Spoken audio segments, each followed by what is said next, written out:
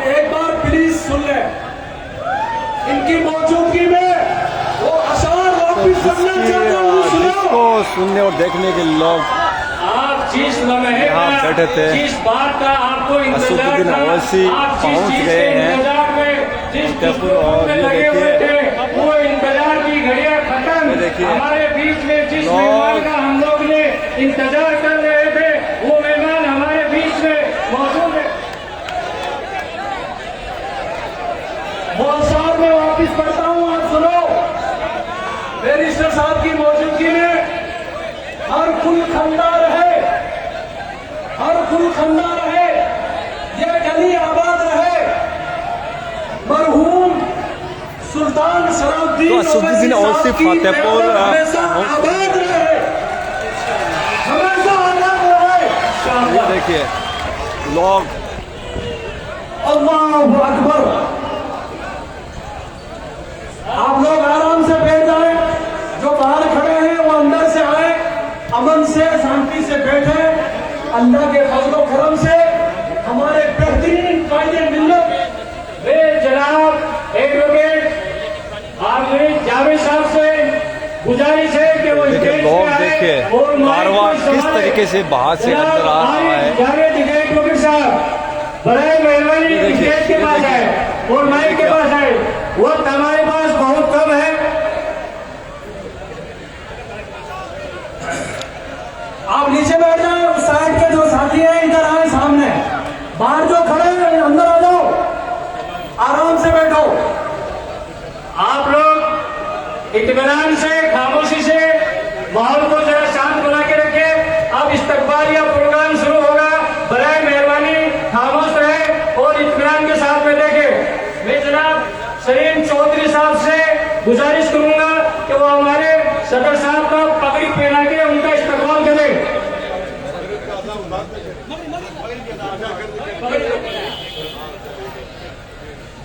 अनकरीब मगरिब की अजान होने वाली है, बकिया प्रोग्राम उसके बाद होगा इंशाल्लाह।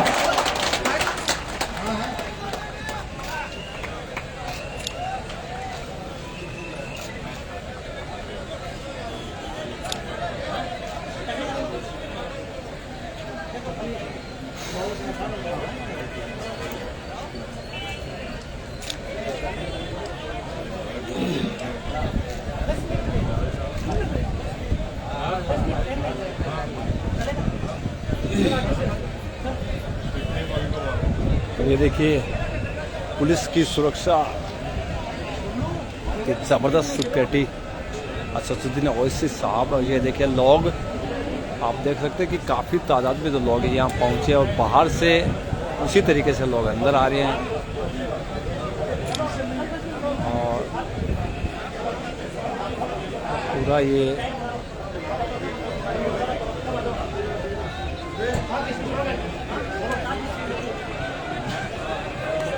हाँ भाई, आप लोगों को सूचित करता हूँ कि जो बाहर खड़े हो अंदर आए। हमारे बीच में जनाबे आली कायदे मिल्लत बैरिस्टर असदुद्दीन ओवैसी साहब आ रहे हैं स्टेज पर। अस्सलाम वालेकुम दोस्तों, अभी मगरिब की नमाज का टाइम हो गया है। हमें यही रहना है जिस शेर का हम इंतजार कर रहे थे। ये शेरों की धरती है, आज हमारी मुराद पूरी हो गई है।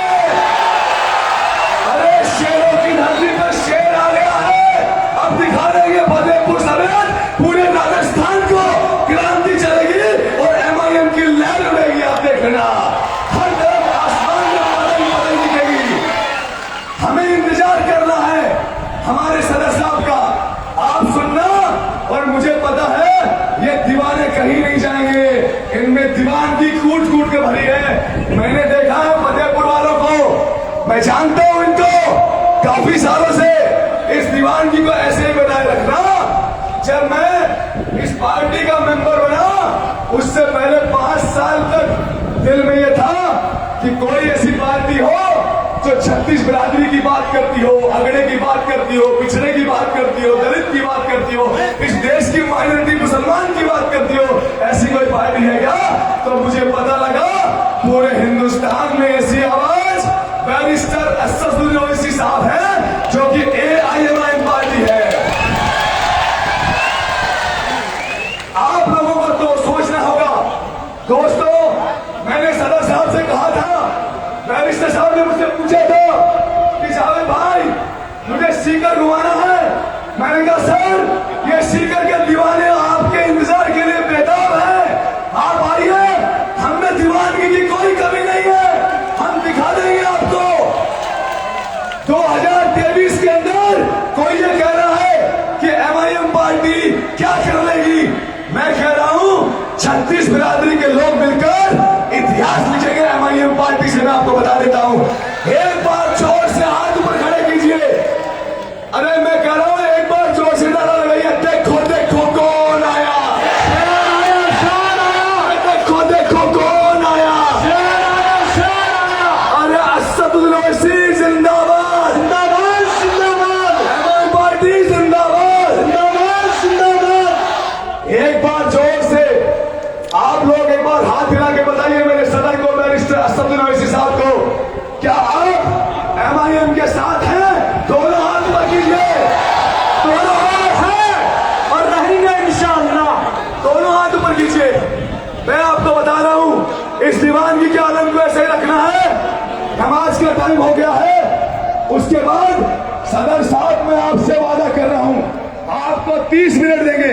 मैं वादा कर रहा हूं सदर साहब आपके सामने 30 मिनट की तकरीर करेंगे। आपको रुकना है और सुनना है शेर को, जिसके लिए हम लोग यहाँ बैठे हैं, बेताब बैठे हैं। क्या सुनना चाहते हो? सुनना चाहते हो? रुकना पड़ेगा आपको इंशाअल्लाह। नमाज पढ़ के आ रहे हैं सदर साहब, जिनका वुजू है वो आप अपनी जगह पर वुजू नमाज पढ़ सकते हैं। काफी टाइट सुरक्षा। DYSP राजेश कुमार विद्यार्थी 10 मिनट की 15 मिनट की बात है। देखिए चप्पे चप्पे पर पुलिस का पहरा है, लोगों को खड़े रहने के लिए भी जगह नहीं मिलती। आप थोड़ी देर के लिए यहीं रुके। अरे ग्राउंड से बाहर मत जाओ, यहीं बैठ जाओ प्लीज।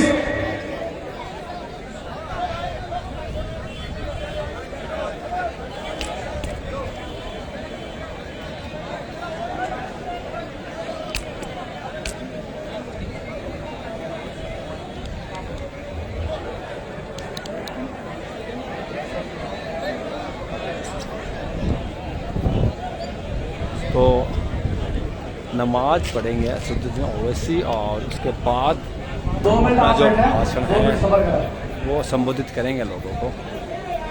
और ये पुलिस की सिक्योरिटी और लोग काफ़ी तादाद में यहाँ पहुँचे हैं सुनने और देखने के लिए।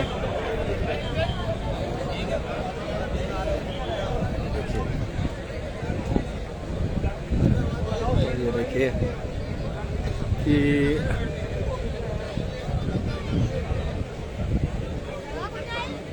इस कदर। तो आप जहाँ से भी लाइव देख रहे हैं हमें कमेंट करके ज़रूर बताएं कि आप लाइव कहाँ से देख रहे हैं। और SHO फतेहपुर मस्जिद उमर बिन खताब छोटी मस्जिद में सदर साहब अभी नमाज पढ़कर आ रहे हैं।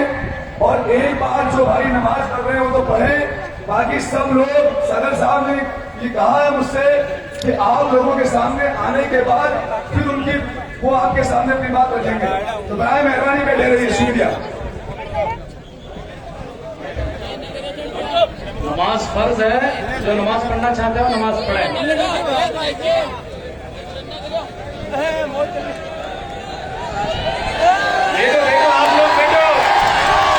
लोग बैठो, हमारे बीच ज्यादा आ रहे 5 या 10 मिनट, ज्यादा से ज्यादा 10 मिनट, और आपको पूरा वक्त देंगे इंशाल्लाह।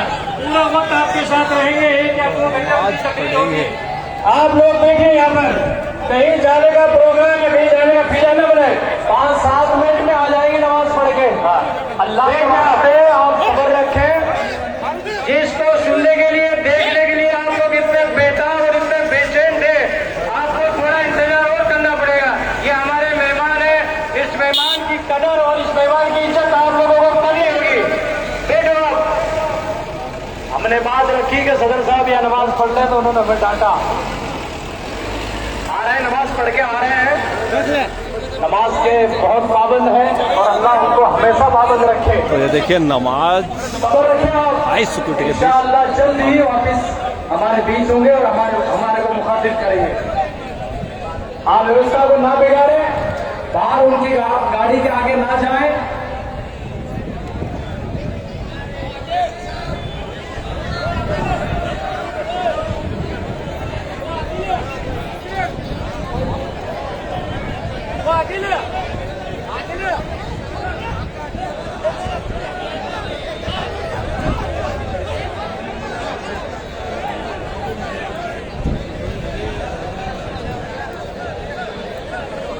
स्टेज पर वही लोग रहें जिनका नाम है, उसके बगैर स्टेज पर ना रहें। आपसे बहुत इबारत दरखास्त करता हूं कि आप सामने आम लोगों के साथ बैठे, सब आपके सामने खड़े रहेंगे और आपसे बातें करेंगे। बैठ जाओ, ऊपर नीचे बैठ जाओ, नीचे पे बैठो। 5 मिनट का सफर नहीं होता क्या? 5 मिनट, सिर्फ 5 मिनट।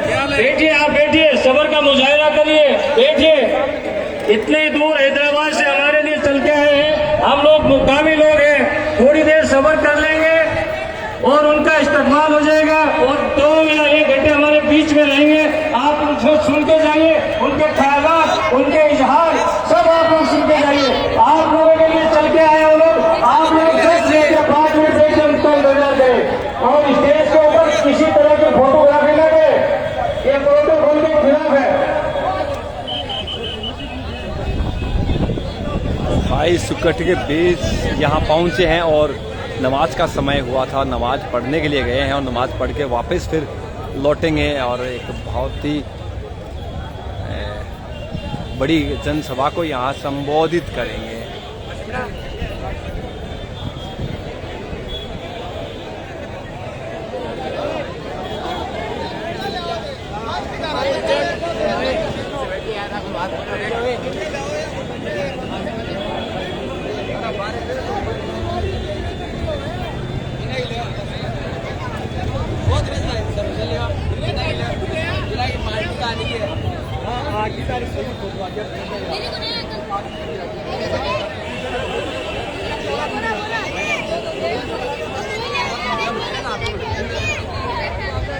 तो असदुद्दीन ओवैसी यहाँ पर एक जो विशाल जनसभा है उनको संबोधित करने के लिए पहुँच चुके हैं, लेकिन ऐसे में नमाज का जो समय है वो हो चुका था। ऐसे में वो अभी नमाज पढ़ने के लिए है, वो गए हुए हैं और जैसे ही नमाज अदा करेंगे उसके बाद यहाँ लौटेंगे, यानी कि 15 से 20 मिनट बाद यहाँ वापस लौटेंगे। और एक अजान हो रही है, इत्मीनान रखिए, खामोश रहे, मजमे के अंदर किसी तरह का शोर शराबा न करें, अजान का एहतराम करें। फतेहपुर और शेखावाटी के दूर की जगह से लोग हैं वो यहाँ पे पहुँचे। ये देखिए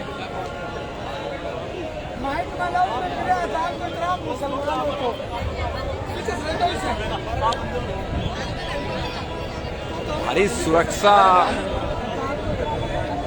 यहाँ।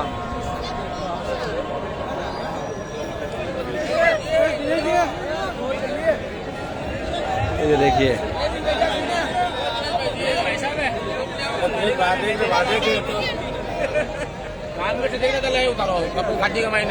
रामगढ़ से गाड़ी में देखता रहा, रामगढ़ से गाड़ी में लाई जी नमस्कार भाई जी।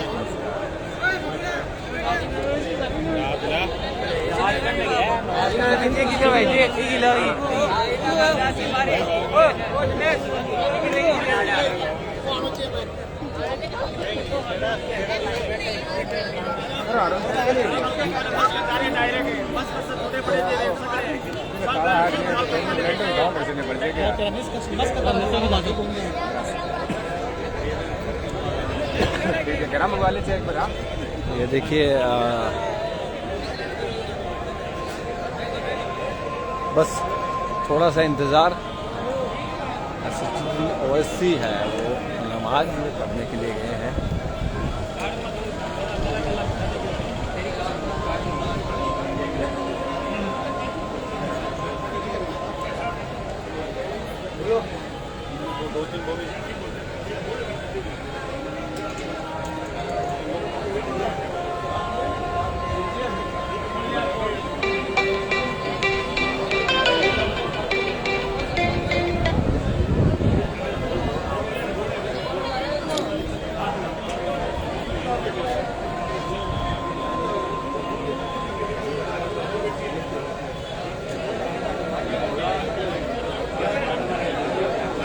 तो देखिए काफ़ी तादाद में लोग यहाँ पहुँचे हैं उनको सुनने के, उनको देखने के लिए। और अभी भी नमाज का जो समय है वो हुआ है और मात्र 10, 12 या 15 मिनट में वो वापस यहाँ पहुँचेंगे। उसके बाद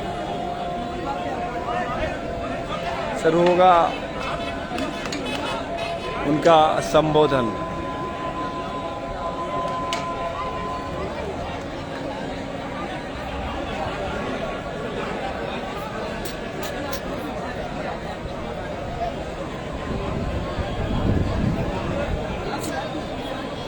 लेकिन फिलहाल देखिए आप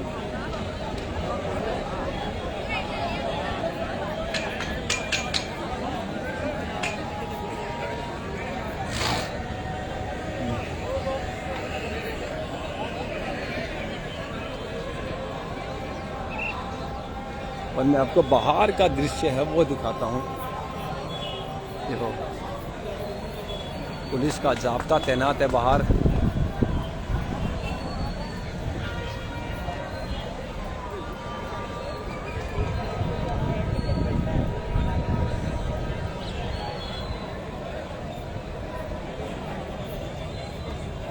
आप जहाँ से भी लाइव कवरेज देख रहे हैं हमें कमेंट करके ज़रूर बताएं कि आपको लाइव कवरेज है वो कहाँ से देख रहे हैं।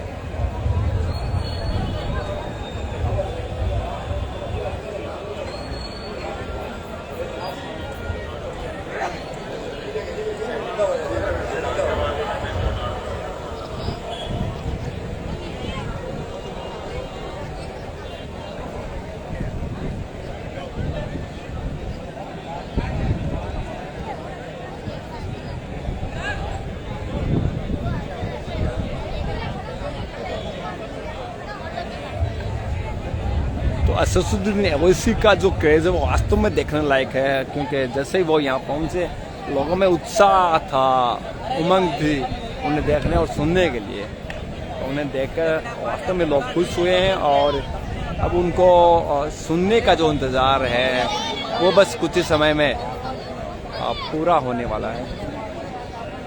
और ये भव्य स्टेज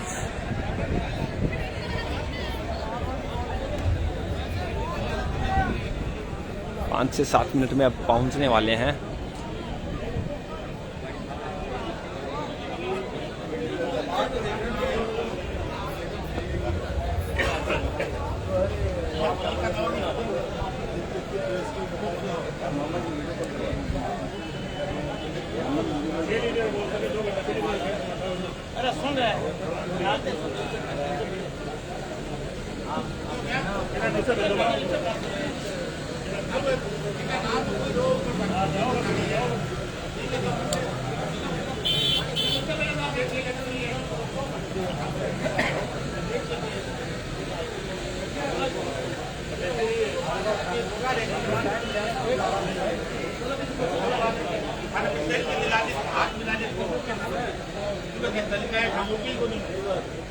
अभी कमाई नो पुलिस वाले को यही क्षेत्र रहा जो आराम के नाम ये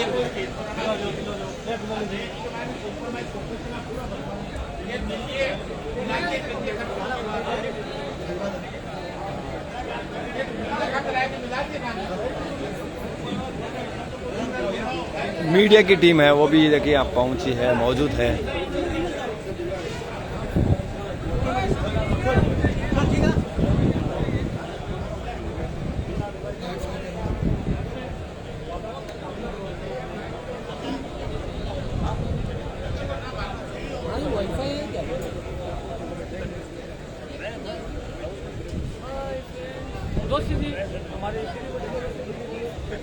दोस्ती कैसे सभा आपने क्या अंदाजा लगाया और किस तरीके से आपको नजर आ रहा है? क्या लग रहा है, कितनी भीड़ लग रही है आपको सर? इधर हो थोड़ा जिन लोगों का मैंने नाम कितनी भीड़ बोला है बताइए सर। इंशाल्लाह अल्लाह ताला के फजल और करम से सब कुछ अच्छा चल रहा है, सब कुछ अच्छा चल रहा है। प्रशासन की तरफ से हमारे ऊपर दबाव है और जिन लोगों का नाम नहीं है वो बराए मेहरबानी नीचे चले जाए, माहौल को खराब न करे। हाथ जोड़ के मैं गुजारिश कर रहा हूँ, क्योंकि मेरे ऊपर प्रशासन का दबाव है और प्रशासन के ऊपर भी ऊपर का दबाव होता है, आप लोग सब समझते हैं। तो जिन लोगों का नाम नहीं है लिस्ट के अंदर वो बराए मेहरबानी नीचे आ जाए।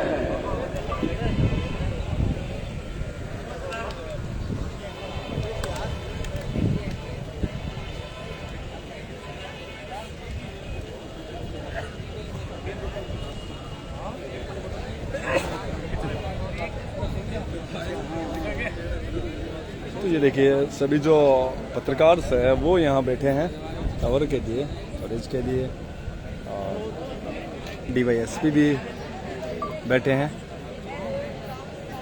सुरक्षा के लिए। स्टेज के ऊपर फोटोग्राफी न करें।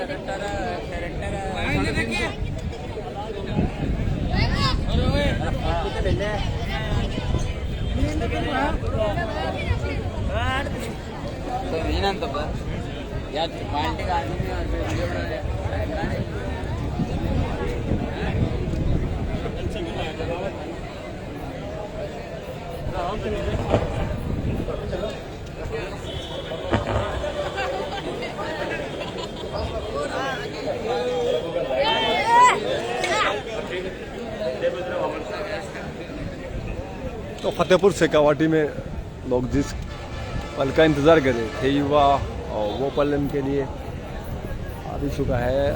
असदुद्दीन ओवैसी की जनसभा के लिए इंतजार की घड़ियां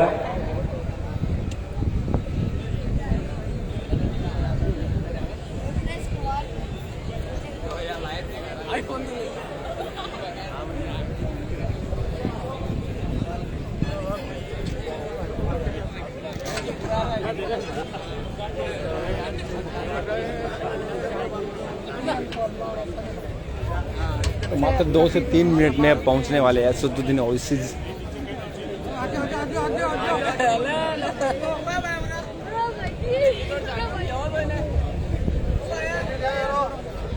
अगला राउंड।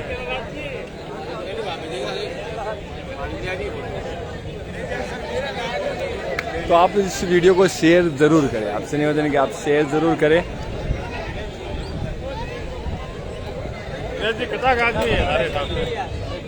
बाद में होता है, बाद में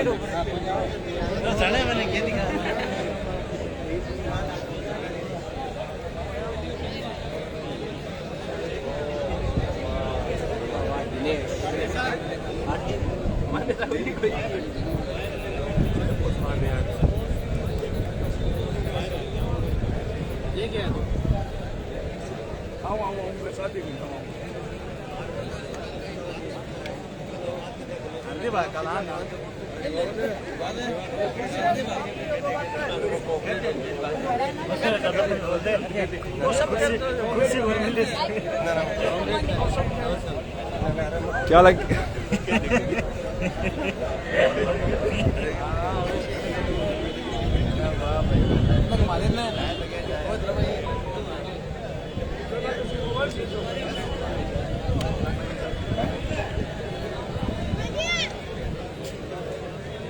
तो आपसे अनुरोध कि आप जहाँ से भी लाइव देख रहे हैं कमेंट करके जरूर बताइए। इसके अलावा आप वीडियो को शेयर है वो जरूर करें। एक मिनट, एक फोटो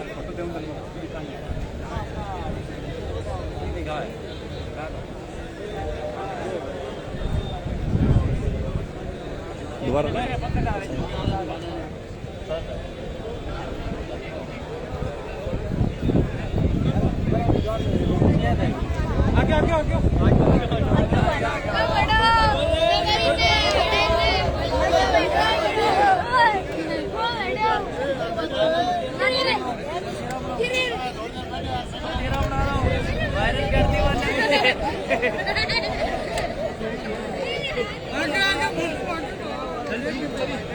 हैदराबाद में भी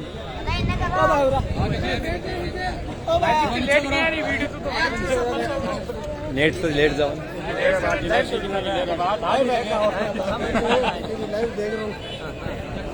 तो ये देखिए ये लाइव चल रहा है हमारा, ये देखिए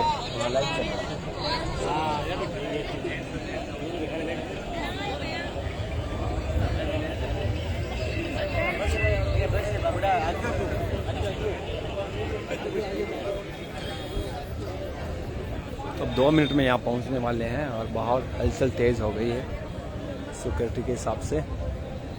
और महिला कांस्टेबल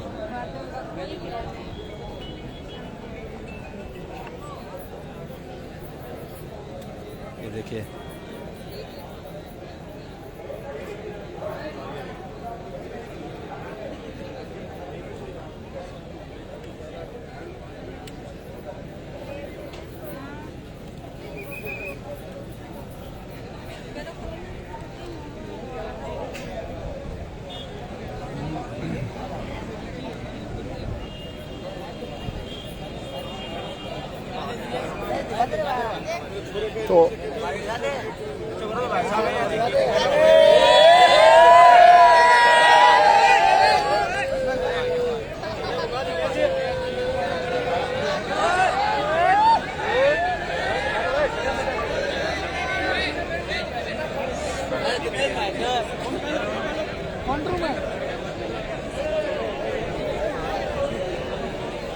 तो देखिए बड़े ही बेसब्री से इंतजार कर रहे हैं कि कब असदुद्दीन ओवैसी यहाँ पहुंचेंगे यार।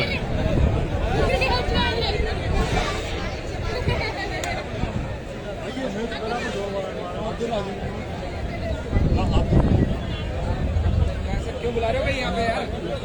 कोई नहीं कहा, किसी ने नहीं कहा। वहीं रहिए भैया, कोई नहीं आएगा, कोई नहीं आएगा।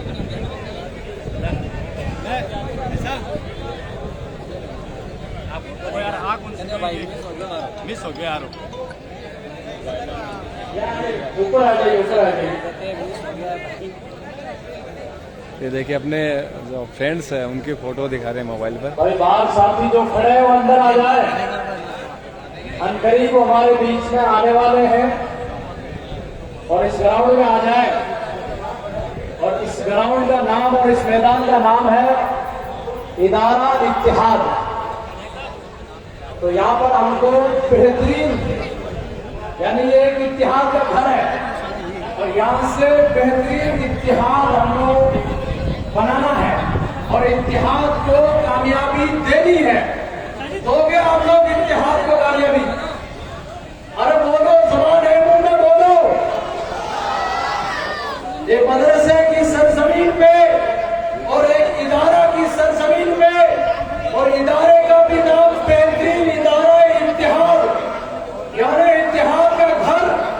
तो इत्तिहाद के घर में हमको मजबूत होकर इत्तिहाद सबूत में हासिल करना है और इत्तिहाद को बेहतरीन कामयाबी देनी है। दोगे क्या? जोर से बोलो इंशाअल्लाह के फतेहपुर से इंशाअल्लाह के ट्रक भर जाए। तो क्राउड काफी बहुत ज्यादा, लोग बहुत ज्यादा पहुंचे, इतनी उम्मीद नहीं थी। और जोर से हाँ, अब की बार लगा कि कुछ नाश्ता करके आए हो।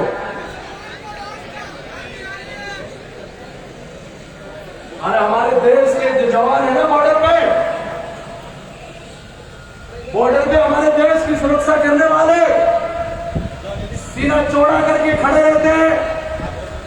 कितनी धूप के टेम्परेचर होते हैं, कितनी गर्मी होती है, कभी कभी उनको भूखा रहना भी पड़ता है। लेकिन जब वतन की बात आती है तो किसी भी हालत में कमजोर नजर नहीं आते हैं।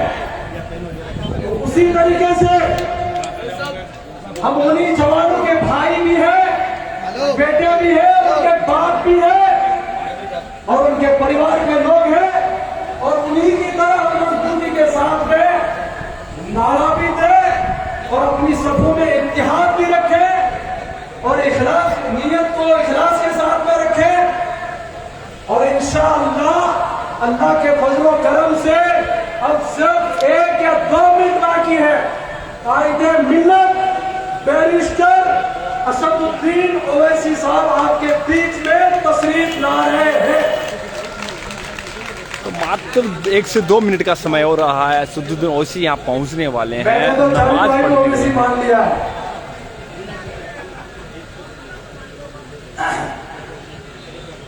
अस्सलाम वालेकुम दोस्तों। जैसा कि आपको पता है, हम पिछले कई साल से काम कर रहे हैं AIMN पार्टी के लिए, और आज जब तक बैरिस्टर साहब नहीं आ रहे हैं, मैं आपको कुछ जो हमारे स्थानीय मुद्दे हैं उनके बारे में बताना चाहता हूं। देखिए, हमारे बीच में ये कांग्रेस और बीजेपी ने एक परसेप्शन तैयार कर दिया है। क्या कहते हैं कि बैरिस्टर असदुद्दीन ओवैसी साहब बीजेपी की बी टीम है। कहते हैं ना, ये लोग कहते हैं ना। मैं आपको बताना चाहता हूं, मध्य प्रदेश के अंदर कांग्रेस बीजेपी की सरकार थी 15 साल से। महंगाई से जनता त्रस्त थी, बेरोजगारी से त्रस्त थी। वहां पर हर महंगाई से, बेरोजगारी से, शिक्षा में कोई काम नहीं हो रहा था। वहां कोई ऑप्शन नहीं था। ऑप्शन के तौर पे कांग्रेस थी। जनता ने कांग्रेस को चुना, और कांग्रेस के दो नेता कमलनाथ और ज्योतिराव सिंधिया। कमलनाथ मुख्यमंत्री बने, कमलनाथ जी। ज्योतिराव सिंधिया ने 1.5 साल बाद विद्रोह कर दिया और 25 MLAs को लेकर चले गए, और उन 25 MLAs को वहां की 11% माइनॉरिटी यानी मुस्लिम से वोट दिया। और मैं मेरे दलित भाइयों की बात करूं तो तकरीबन 14 से 15% मेरे दलित भाइयों ने वोट किया। अब मैं पूछना चाहता हूं उन कांग्रेस के लोगों से कि बीजेपी की बी टीम हम हैं या तुम हो? पूरे देश के अंदर जब भी सरकारें गिरी, कांग्रेस के नेता बीजेपी में शामिल हुए। आप लोगों को जवाब देना है। अरे भैया, ये हमारे सदर बैरिस्टर असदुद्दीन ओवैसी कभी भी ये हमारे सामने परसेप्शन तैयार करते हैं। कई बार मुझसे लोग पूछते हैं कि जावेद साहब, बिहार में एक लालू जी का लड़का चुनाव हार गया आपकी वजह से। आप लोगों को पता नहीं है, बिहार के अंदर 243 सीटें हैं। जैसे राजस्थान में 200 हैं, उन 243 में से एक सीमांचल एरिया है जो नेपाल के बॉर्डर के पास है, बहुत गरीब एरिया है। वहां पर कोई विकास नहीं हुआ। हमारी पार्टी ने वहां पर 20 सीटों पे चुनाव लड़ा। 20 में से 5 सीटें जीती, 3 सीटों पर सेकंड नंबर पर है। और ये जो कांग्रेस और ये जो लालू जी के लड़के थे, तेजस्वी यादव, इनका जो गठबंधन था उसने 9 सीटें जीती। तो 5 में वो कितनी हो गई? 14, यानी 75% सीटें यूं मान लीजिए, कहते हैं सेकुलर सेकुलर सेकुलर, इन लोगों ने जीत ली। अब बताइए मुझे, हमने कहा कांग्रेस को हराया? कांग्रेस ने 70 पे चुनाव लड़ा, 19 जीती, 51 हारी। फिर भी मेरा भाई पढ़ा लिखा नहीं है, क्योंकि सच्चर कमेटी इस बात को प्रूव कर चुकी है, जो कि 2005 में बनी थी और 2006 में रिपोर्ट आई तो बताया गया कि इस माइनॉरिटी का कोई बच्चा, मान लीजिए एग्जाम्पल के तौर पे 100 बच्चे नर्सरी क्लास में एडमिशन लेते हैं, तो 10वीं तक जाते जाते 97% बच्चे ड्रॉप आउट हो जाते हैं। 3% बच्चे 10वीं पास करते हैं। 12वीं की बात करूं 1.5%। मैं ग्रेजुएशन की बात करूं, BA BSc BCom की 0.5, यानी 1000 में से 5 बच्चे मुसलमानों में ग्रेजुएशन कर रहे हैं। अगर मैं बात करूं पोस्ट ग्रेजुएशन की, तो पोस्ट ग्रेजुएशन में कितने? मात्र 0.2, यानी 1000 में से 2 बच्चे। अभी उत्तर प्रदेश के अंदर आपको पता है, मैं लॉयर हूं, कानून को जानता हूं, वहां पर योगी आदित्यनाथ जी, बाबा जी मुख्यमंत्री हैं, वो कानून को नहीं मानते हैं। वो आए दिन किसी न किसी का घर तोड़वा देते हैं, किसी के घर में बुलडोजर चलवा देते हैं। वहां माइनॉरिटी ये सोच रही थी कि ओवैसी साहब ने लगभग 90 से 100 सीटों में चुनाव लड़ रहे हैं, और ये जो अखिलेश यादव जी हैं, ये 403 सीटों में चुनाव लड़ रहे हैं। उन्होंने सोचा कि सरकार नहीं बनेगी, इसलिए अखिलेश जी को एक बार समर्थन कर दे। हमारे असद साहब हर मीटिंग में चिल्ला के कह रहे थे कि ये बीजेपी का मुकाबला नहीं कर सकते, न कांग्रेस कर सकती, न सपा कर सकती, न बसपा कर सकती। अगर बीजेपी का मुकाबला कोई कर सकता है तो वो AIMIM कर सकती है, मैं आपको बता रहा हूं। अगर 2023 के अंदर आप लब्बैक MIM के साथ खड़े हो जाए, मैं आपको बता रहा हूं फतेहपुरी नहीं पूरे राजस्थान के अंदर जलवा होगा, क्योंकि हमारा वोट बैंक कम नहीं है। अरे हमारे दलित, अगड़ा, पिछड़ा, वंचित, शोषित जो हमारे भाई है ना, अभी देखिए जालौर के अंदर क्या घटना हुई। एक बच्चा 6 साल का बच्चा, उसको पता नहीं हमारा दलित भाई का बच्चा था, उसको पता नहीं है कि उसकी जाति क्या है, उसका धर्म क्या है, उसको मास्टर ने मार दिया। तो असदुद्दीन ओवैसी पहुंच गए हैं अब दोबारा। देखो देखो कौन आया, शेर आया, शेर आया। देखो देखो कौन आया, शेर आया, देखो देखो कौन आया, शेर आया, देखो देखो कौन आया, शेर आया। MIM पार्टी जिंदाबाद, MIM पार्टी जिंदाबाद। बैरिस्टर असदुद्दीन ओवैसी साहब जिंदाबाद, ओवैसी साहब जिंदाबाद, MIM पार्टी जिंदाबाद। दोस्तों ये देखिए पहुंच गए असदुद्दीन ओवैसी, जिनका इंतजार कर रहे थे ये हजारों लोग। आपके सामने आपको पता है उस दलित बच्चे की हत्या कर दी गई, सरकारों ने कुछ नहीं किया। यहाँ कांग्रेस की गवर्नमेंट है, उस कांग्रेस को माइनॉरिटी और दलित का तकरीबन 80 से 90% वोट मिल रहा है, माइनॉरिटी का तो 95% मिलता है। उस दलित बच्चे के साथ अन्याय हुआ।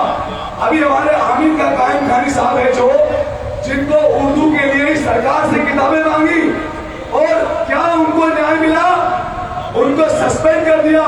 ये कांग्रेस वाले मुसलमानों का वोट चाहते हैं, मुसलमानों का काम नहीं करना चाहते। मैं आपको बता देना चाहता हूं। अब आप ज्यादा समय लेते हुए मैं रिक्वेस्ट करूंगा हमारे सदस्य बैरिस्टर असदुद्दीन ओवैसी साहब आपके सामने आएंगे, जोरदार तालियों के साथ स्वागत करें।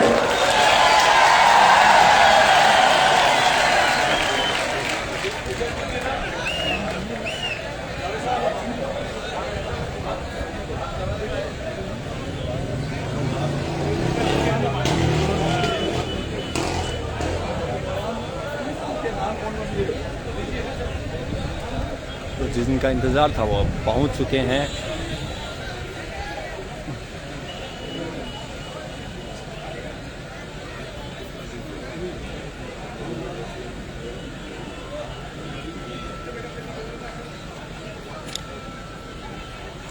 तो आप कार्यक्रम को जहाँ से भी लाइव देख रहे हैं कमेंट करके जरूर बताइए, उसके अलावा इसको ये शेयर जरूर करें।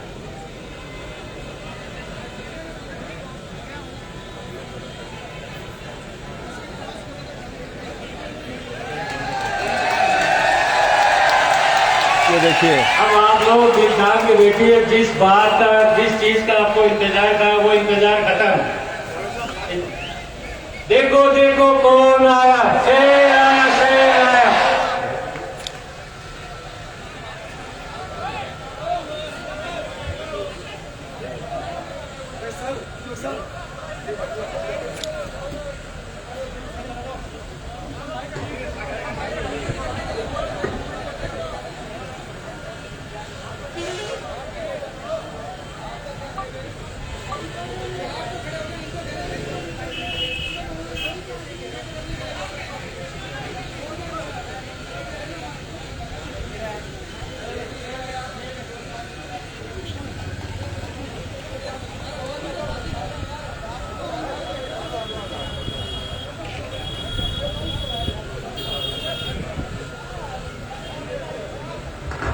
औज़ुबिल्लाहिमिनश्शैतानिर्रजीम, बिस्मिल्लाहिर्रहमानिर्रहीम। अस्सलामु अलैकुम वरहमतुल्लाहि वबरकातुहू।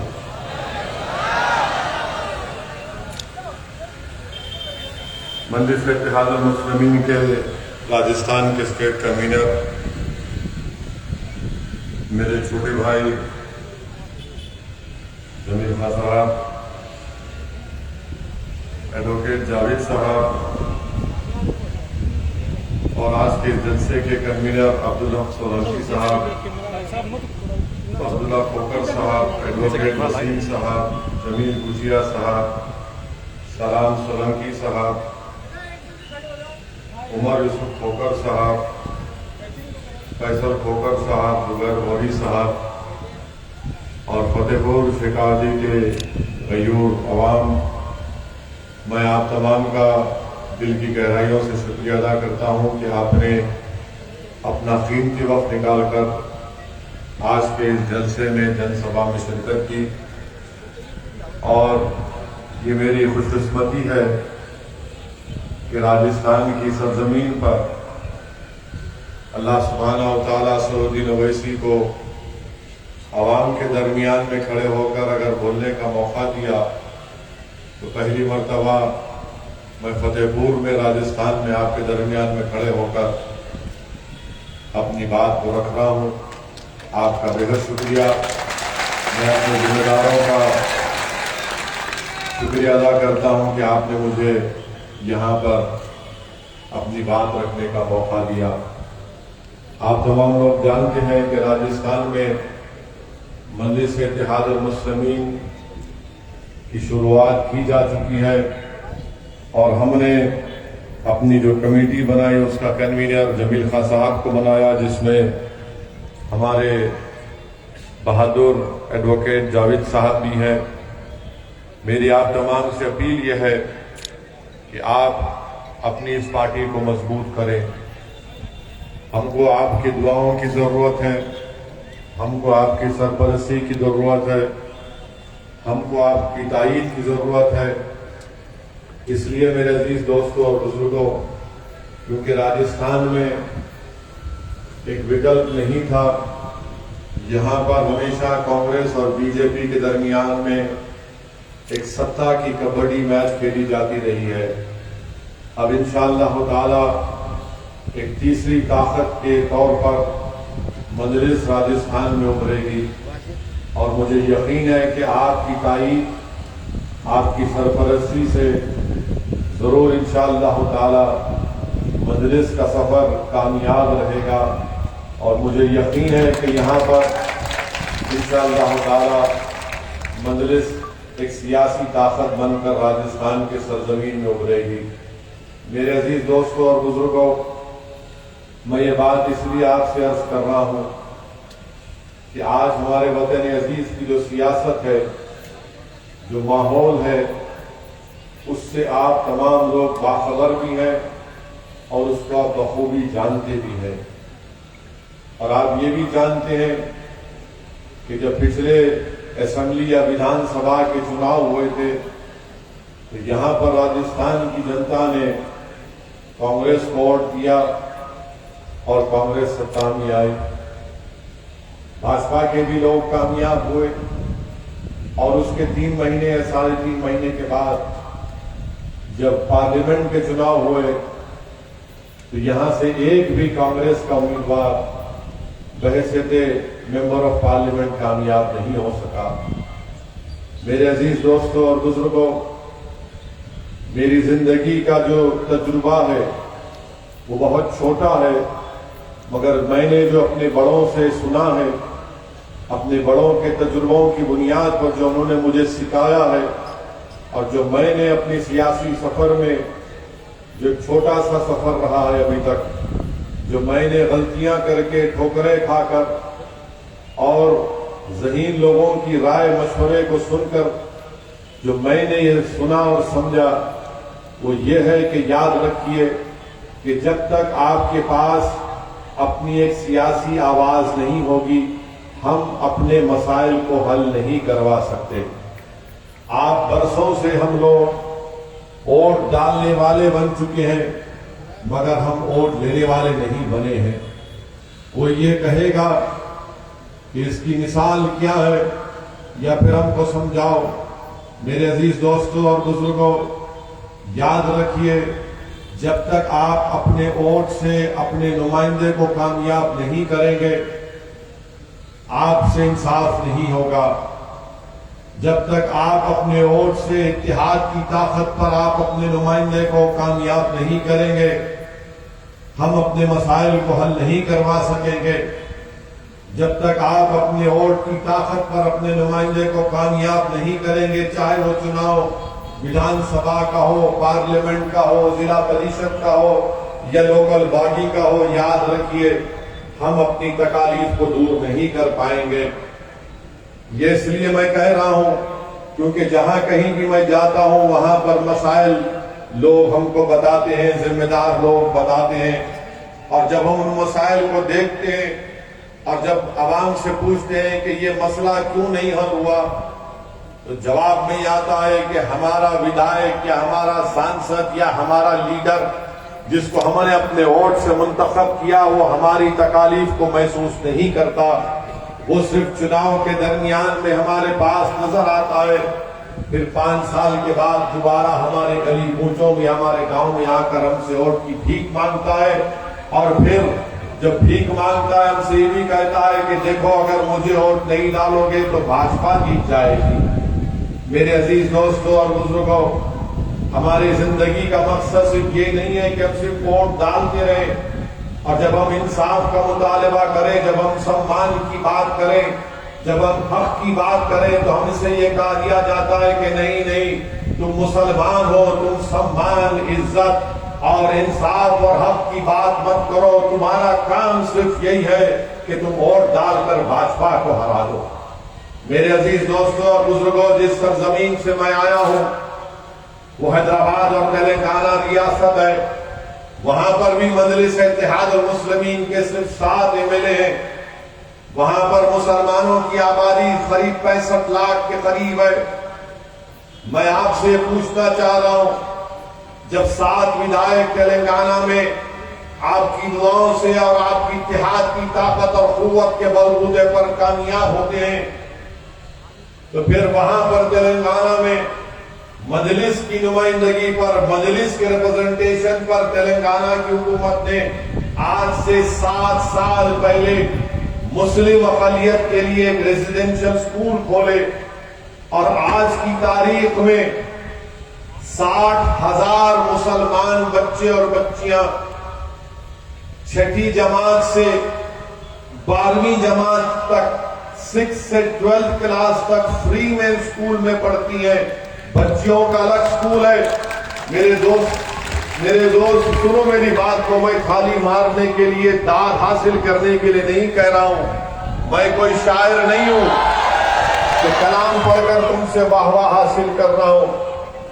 मैं आपके दरमियान में खड़े होकर आपको ये बताने की कोशिश कर रहा हूं कि तेलंगाना में 60,000 मुस्लिम बच्चे और बच्चियां स्कूल में पढ़ रही हैं, फ्री में पढ़ रही हैं। बच्चियों का अलहदा स्कूल, उसमें उनका अलहदा हॉस्टल, बच्चों का अलग स्कूल और अलहदा हॉस्टल। उनको वहां पर किताबें दी जाती हैं, पहनने के लिए कपड़ा दिया जाता है, और बेहतरीन खाने का इंतजाम वहां पर किया गया। बताइए, क्या मजलिस का कोई एमएलए कभी मंत्री बना? जब तक मैं जिंदा रहूंगा मजलिस का कोई एमएलए मंत्री नहीं बनेगा, न संतरी बनेगा, बल्कि वो एक लड़ने वाला बनेगा अपने हक के लिए जो हमने किया। बताइए, क्या राजस्थान में इतनी बड़ी आबादी यहां पर मुस्लिम अक़लियत की है, क्यों नहीं कांग्रेस की सरकार ने इस तरह का इंतजाम किया? कितना बजट है यहां पर? आपके अक़लियती मिनिस्ट्री का बजट जो मुझे बताया गया, हो सकता कि शायद गलत हो, मगर जिम्मेदारों ने मुझे बताया कि अक़लियत माइनॉरिटीज का बजट ये है सिर्फ 98.55 करोड़ है 2022 का। सिर्फ 98.55 करोड़, और आपकी आबादी मुसलमानों की राजस्थान में 62 लाख है। मेरे अजीज दोस्तों और बुजुर्गों, तेलंगाना में मुसलमानों की आबादी करीब, मैंने आपसे कहा कि 45 लाख के करीब है। कितना माइनॉरिटीज का बजट है आपको मालूम? 1728 करोड़ रुपये। 1728 करोड़ रुपये माइनॉरिटीज का बजट है। ठीक है, इस साल थोड़ा सरकार ने पैसे कम दिए, माने रिलीज नहीं हुए, मैं मानता हूं उस बात को, मगर ये कौन सा इंसाफ है कि आप यहां पर सिर्फ 98.55 करोड़ 62 लाख की आबादी और तेलंगाना में 44 लाख की आबादी के लिए 1728 करोड़ रुपये माइनॉरिटी का बजट है। मैं पूछना चाहता हूं मेरे अजीज दोस्तों और बुजुर्गों, मैं कांग्रेस के बारे में नहीं कह रहा हूं, मैं आपसे शिकायत करने आया हूं। मैं जानता हूं कि कोई पार्टी इंसाफ नहीं करेगी। यहां पर भी आपके 8 मुस्लिम एमएलए, 8 है ना, 9 मुस्लिम एमएलए हैं। तेलंगाना में 8 हैं, 7 हमारे हैं और 1 टीआरएस पार्टी के हैं। बताइए फिर यहां पर आपको सिर्फ इतना कम बजट क्यों दिया जा रहा है? 98.55 करोड़ 2022 का माइनॉरिटी का बजट क्यों दिया जा रहा है? इसलिए दिया जा रहा है कि आपको बोल दिया गया कि सिर्फ तुम भाजपा को वोट डालो। यकीनन भाजपा को आएंगे, भाजपा के खिलाफ हम ही तो वोट दे रहे, कोई तो नहीं दे रहा ना। अगर मैं हाथ उठाकर पूछूं कि तुमने क्या कभी भाजपा को वोट किया, तो शायद 2 या 3 लोग हाथ उठाएंगे, बाकी सब कहेंगे कि हमने कभी भाजपा को वोट दिया ना कभी देंगे। क्या भाजपा को वोट देंगे? क्या मोदी को वोट देंगे? हम भी नहीं देते तेलंगाना में। मगर ये बताइए फिर ये बजट इतना कम क्यों है? बजट कम इसलिए है क्योंकि जो 9 एमएलए जीत कर गए वो बेचारे बेबस हैं, कमजोर हैं, गूंगे हैं, अंधे हैं, बहरे हैं, उनकी आवाज को सुना नहीं जाता। अगर आपका मजलिस का एमएलए जीत कर जाएगा तो लड़ेगा विधानसभा में और बोलेगा ये कौन सा इंसाफ है, ये कौन सा इंसाफ है। याद रखो मेरे अजीज दोस्तों और बुजुर्गों, मेरी जिंदगी का या आपकी जिंदगी का भरोसा नहीं है, मगर याद रखो अगर आप अपने हक के लिए नहीं लड़ेंगे तो कोई आपकी लड़ाई लड़ने वाला नहीं है। याद रखो, अगर तुम रोकर आंसू बहाकर ये समझोगे कि दुनिया तुम पर रहम करेगी, नहीं जालिम और जुल्म करेगा। अगर तुम भीख मांगोगे कि मेरा हक दे दो, तो सरकार में बैठे वाले ये सब लोग बोलेंगे कि देखो ये भिखारी बनकर आया, इसको कुछ मत दो, कुछ हड्डी फेंक दो। मगर अगर तुम बराबरी के लिए खड़े हो जाओगे, इन इख्तियार की कुर्सियों पर बैठने वाले चाहे कांग्रेस हो या भाजपा, उनके सामने आंख में आंख मिलाकर कहोगे कि भारत के संविधान के मुताबिक मैं भी बराबर का शहरी हूं, मैं नाइंसाफी को बर्दाश्त नहीं करूंगा, मुझे अपना मिलना चाहिए जो मिलेगा। अगर आप सिर्फ चीखे मारेंगे, नारे मारेंगे, हक नहीं मिलेगा। आपको हक कैसे मिलेगा मेरे भाई? जब आप सियासी ताकत को पैदा करेंगे, जब आप सियासी नुमाइंदों को अपने जिताएंगे, तभी जाकर तो हम बात कर सकते हैं। मैं आपको और एक मिसाल दे रहा हूं, शायद किसी को पसंद ना आए, मैं तो बदनाम हूं कि जहां कहीं भी ओवैसी भाषण देता है, मेरे दुश्मन कहते हैं कि भड़काऊ भाषण देता है, कोई कहता है कि ये फुला बोलता है। मैं आपको जो कुछ कह रहा हूं सच्चाई को बयान कर रहा हूं। अगर मेरी सच्चाई किसी को तकलीफ पहुंचाती है तो मुझे उसकी परवाह नहीं है। अल्लाह मुझे जब तक जिंदा रखेगा मैं सच्चाई को बयान करता रहूंगा और बयान करने की कोशिश करता रहूंगा। और सच्चाई ये है, सच्चाई ये है मेरे अजीज दोस्तों और बुजुर्गों, मैं हमारे राजस्थान के जाट भाइयों को सलाम करता हूं, मैं उनको सलाम करता हूं, उनकी सियासी शऊर को सलाम करता हूं। जाट भाई 9% है और 200 की विधानसभा में उनके 37 एमएलए है ना, 37 है। मैं उनको सलाम करता हूं। क्या राजस्थान के मुसलमान हमारे जाट भाइयों से सीख नहीं सकते कि वो 9% है और उनके 37 एमएलए हैं? मैं सलाम करता हूं राजस्थान के हमारे राजपूत भाइयों को कि वो आबादी का 6% हिस्सा है और उनके 17 विधायक जीत कर आते हैं। मैं सलाम करता हूं उनको। मैं आपसे यही अर्ज कर रहा हूं, जब वो कर सकते हैं तो आप क्यों नहीं कर सकते? अच्छा, ये जो आपके कांग्रेस से ये जो 8 एमएलए जीत कर गए हैं, जिनको आपने जिताया है, ईमानदारी से बात अपने आप से सवाल करिए। जब तुम उनको देखते हो तो तुम्हारा दिल तुमसे क्या कहता है कि ये मेरा नेता है या कांग्रेस का नेता है? किसका नेता है? आप खुद फैसला कर लो। और जब तुम इस दीवाने को देखते हो जो 1000-2000 किलोमीटर से दूर आया है, तो आप ये कहते हैं कि हाँ, ये मेरी बात करने वाला एक पागल इंसान है जो मेरे जज्बात को समझता है। मगर याद रखो, मेरी जिंदगी कब चिराग गुल हो जाए मुझे नहीं मालूम, मगर मैं ये चाहता हूं कि मुझसे बेहतर, मुझसे काबिल, मुझसे जियाले इस शेखावती की सरजमीन पर मजलिस के पैदा हो जाएंगे, तो इंशाअल्लाह ताला इंसाफ के दौर का आगाज हो जाएगा। इसीलिए हमने मेरे छोटे भाई जमील को हमने कन्वीनर बनाया है। ये कोई पार्टी का नहीं है। जमील की काबिलियत यह है कि जमील तालीम के मैदान में काम करता है। इसीलिए मेरे अजीज दोस्तों और बुजुर्गों, ये आपको फैसला करना है कि कैसे आप करेंगे। अच्छा, एक और बात मैं आपको समझाना चाहता हूं, और आप जानते भी हैं कि सबसे ज्यादा अगर बच्चे स्कूल से बाहर हैं तो कौन है? 2017 में एक स्टडी हुई थी जिसमें कहा गया कि मुसलमान और सिखों के बच्चे सबसे ज्यादा स्कूल के बाहर हैं। माने 44% मुस्लिम बच्चे स्कूल को नहीं जाते। क्यों नहीं जाते?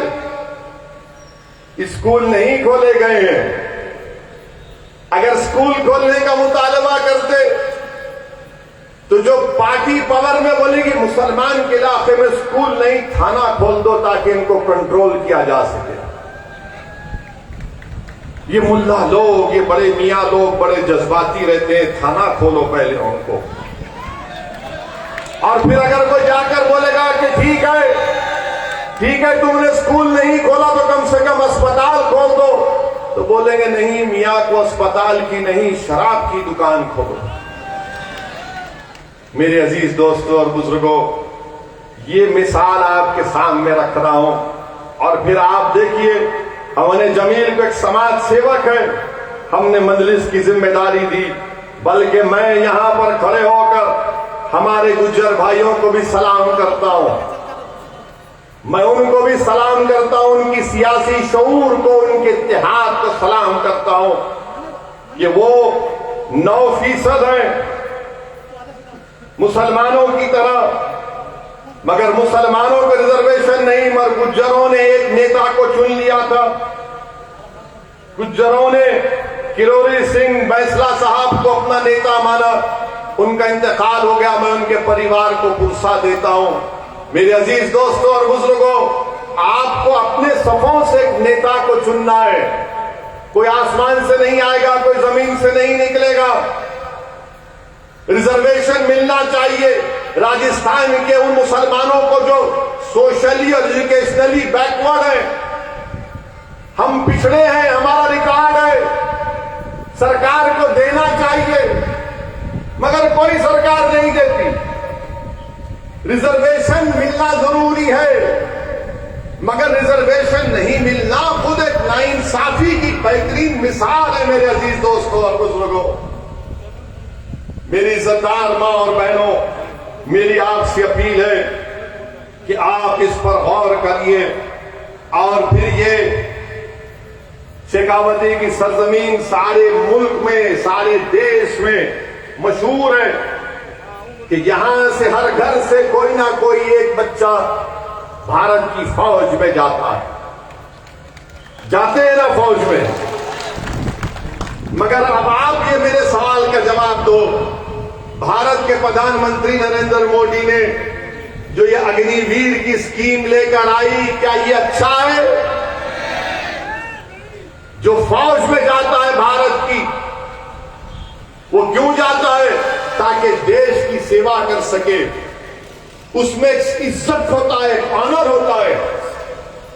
पूरा गांव खुशियां मनाता है अगर कोई बच्चा फौज में जाता है।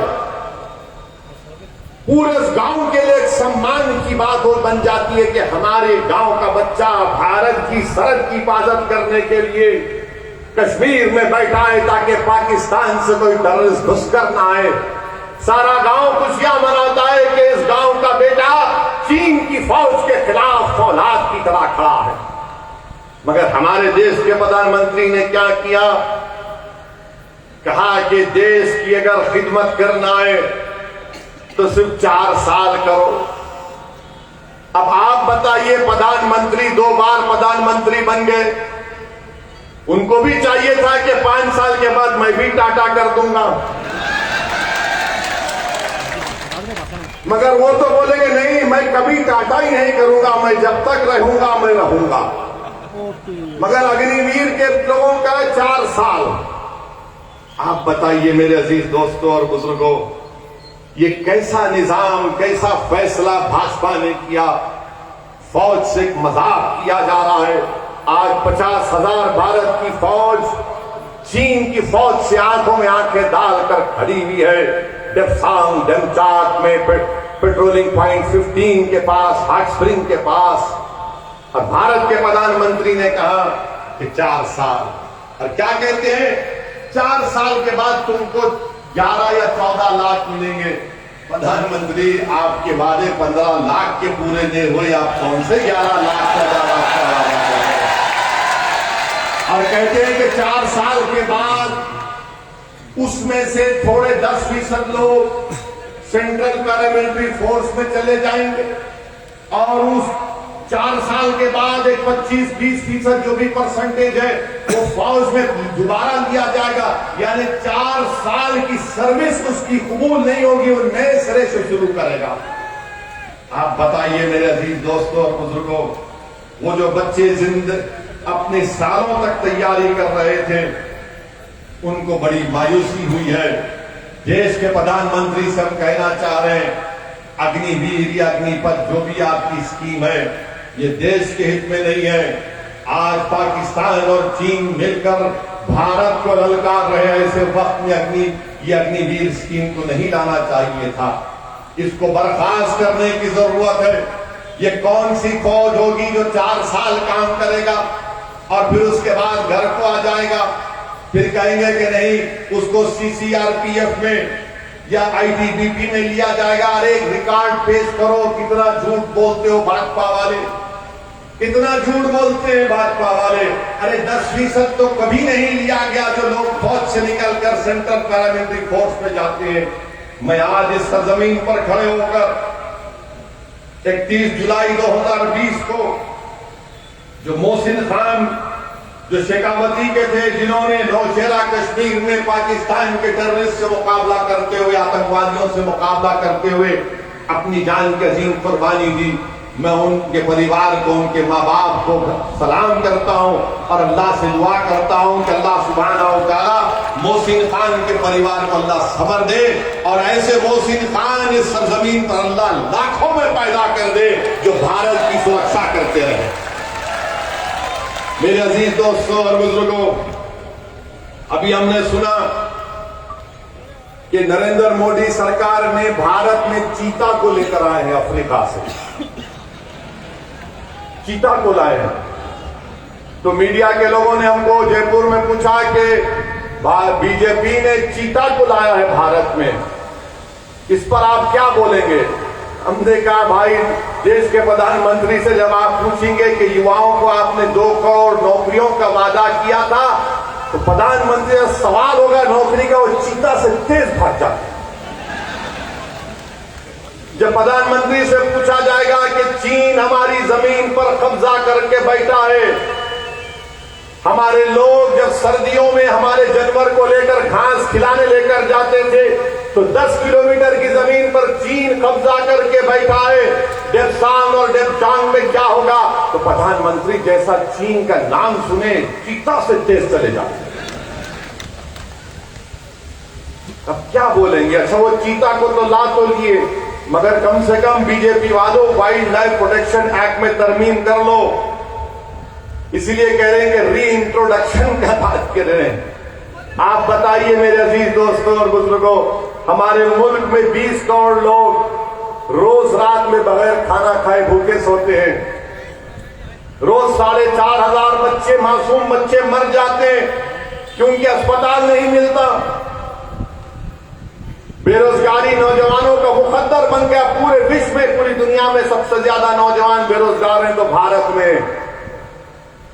पेट्रोल डीजल की कीमतें आसमान को छू रही हैं और देश के प्रधानमंत्री ने जीएसटी लगाया, इतना लगाया जीएसटी कि अगर कोई पेंसिल खरीदेगा लिखने के लिए बच्चा स्कूल का तो उसमें भी जीएसटी, माने पेंसिल पर जीएसटी है। शमशान घाट अगर बनाता है तो उस पर जीएसटी है। यानी जिंदा रहे तो भी मुसीबत, मर गए तो भी मुसीबत। आप बताइए, फिर देश बीजेपी कहती है राष्ट्रवाद के ऊपर कोई कॉम्प्रोमाइज नहीं किया जाएगा। अरे चीन से आप क्यों कॉम्प्रोमाइज कर रहे हैं? फिर चीन हमारी जमीन पर कब्जा करके बैठा है। प्रधानमंत्री ने कहा था कि ना कोई घुसा है ना कोई घुसेगा। तो 16 राउंड की बातचीत, क्या बातचीत थी? वलीमा हो रहा था चीन से बात करते हुए। 16 बार बात किए चीन से, क्या बात किए? जब घुसे नहीं, ना कोई घुसेगा। मेरे अजीज दोस्तों और बुजुर्गों, आज हमारी भारत की इकॉनमी बर्बाद हो गई। देश बीजेपी के पास फौज को पैसा नहीं है देने के लिए, इसलिए अग्निवीर अग्निपथ की स्कीम लेकर आए। अगर पैसा होता तो ये 4 साल की ये स्कीम नहीं लाती। आप बताइए, जो फौज का सिपाही एयरफोर्स, आर्मी, नेवी में जाता है उसके लिए बड़ी इज्जत की बात होती है। आज उसको देश के प्रधानमंत्री 4 साल कर दिए। मेरे अजीज दोस्तों और बुजुर्गों, दूसरी बात आपसे अर्ज करना चाह रहा था, क्योंकि ये पहला जलसा है, आखिरी नहीं होगा, मैं दोबारा आऊंगा इंशाअल्लाह ताला। क्योंकि जब पहला जलसा है तो हमारे एक बहुत बड़े बुजुर्ग हैं जिसको अपना शेख मानते, उन्होंने मुझसे कहा, मैंने उनसे पूछा था कि तकरीर कैसी करनी चाहिए, तो उन्होंने कहा कि कुरान शरीफ का पहला सूरा सूरह फातिहा और आखिरी सूरा कुल औज़ु बिन्नास। तो तकरीर का शुरुआत ऐसी होना और खत्म ऐसी होना। तो मुझे बात समझ में नहीं है, बाद में हमारे बुजुर्गों ने समझाया कि बेटा तुम्हारे सर के ऊपर से गई और उसका मतलब ऐसा है। तो बहरहाल मेरे अजीज दोस्तों और बुजुर्गों, आपसे अर्ज कर रहे हैं कि कांग्रेस पार्टी तो अब अल्लाह ही मालिक है। मुख्यमंत्री के ताल्लुक से उनका कोई मंत्री है जिसने कहा है कि राजस्थान में सिर्फ 2 नारे लगेंगे, एक राजीव गांधी अमर है, दूसरा अशोक गहलोत खुला खुला खुला। ये क्या बात है भाई? अशोक गहलोत मुख्यमंत्री है, बादशाह सलामत तो नहीं है ना। जब हम नरेंद्र मोदी मुर्दाबाद के नारे लगा सकते हैं तो अशोक गहलोत मुर्दाबाद के भी नारे लगाएंगे। जमहूरियत है, मगर उनका मंत्री बोलता नहीं लगा सकते। अच्छा, उनका एक और मंत्री बोलता है कि जब मैं लड़ने पे आ जाऊंगा तो कोई नहीं रहेगा। भाई साहब, क्या आपके पास मशीन गन इस्तेमाल करेंगे आप? कांग्रेस पार्टी तो माशाल्लाह सर्कस बनी हुई राजस्थान में। देख बैठिए, देख तमाशा देखिए, एक से एक जोकर है यहाँ पर, एक से एक है माशाल्लाह से। अच्छा, हम जितने बार जयपुर को आए पार्टी की मीटिंग करे, इतने इंटेलिजेंस के लोग हमारे पीछे लगा दिए कि एक दिन हम होटल में थे तो उन्होंने कहा कि भाई साहब अंदर बैठिए, टॉयलेट में भी आकर देखिए क्या करते हैं। नहीं, नौकरी करो मगर इतना ऐसा भी तो मत करो। आप ना तो हमारे ससुरे हैं, हमारी शादी हो चुकी है, अब तो कोई दरियाफ्ती भी करने की जरूरत नहीं है, काफी है हमारे। हर जगह क्या हो रहा है, मजलिस क्या कर रही है, जमील क्या कर रहा है, हमारे वकील साहब क्या कर रहे हैं। अरे कोई बात है?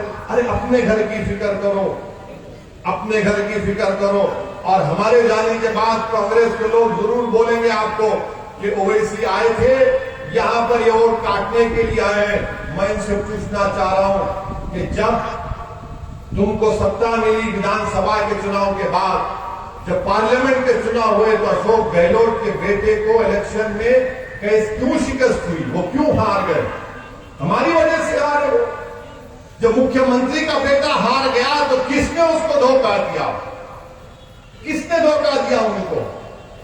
मेरे अजीज दोस्तों और बुजुर्गों, याद रखिए, आप अपने नुमाइंदों को मुंतखब करिए ताकि आपकी लड़ाई कोई लड़ सके, कोई आपकी आवाज उठा सके, कोई हमारे नौजवानों को मायूसी से बचा सके, कोई हमारे नौजवानों के हौसलों को बुलंद कर सके, कोई हमारे नौजवानों को उनकी मंजिल दिखाए, कोई नौजवानों को भारत की लोकतंत्र में उनके भरोसे को और मजबूत करे, भारत के संविधान की खूबसूरती को कोई समझाए कि भारत के संविधान में सब बराबर है, कोई बड़ा छोटा नहीं है। मेरे अजीज दोस्तों और बुजुर्गों, आपके इस यहां पर विधानसभा में वक्फ की जमीन का एक बहुत बड़ा मसला चल रहा है। वक्फ की जमीन पर बहुत से लोग कंट्रोल करते हैं। अगर आप यहां से मजलिस को मजबूत करेंगे तो इंशाअल्लाह ताला वक्फ की जमीन उसके वाकिफ के मंशे के मुताबिक इस्तेमाल की जाएगी। मेरे अजीज दोस्तों और बुजुर्गों, आपसे अपील कर रहा हूं कि ये आपकी पार्टी है, इसको आपको अपनी दुआओं से, अपनी मेहनत से इसको मजबूत करना है।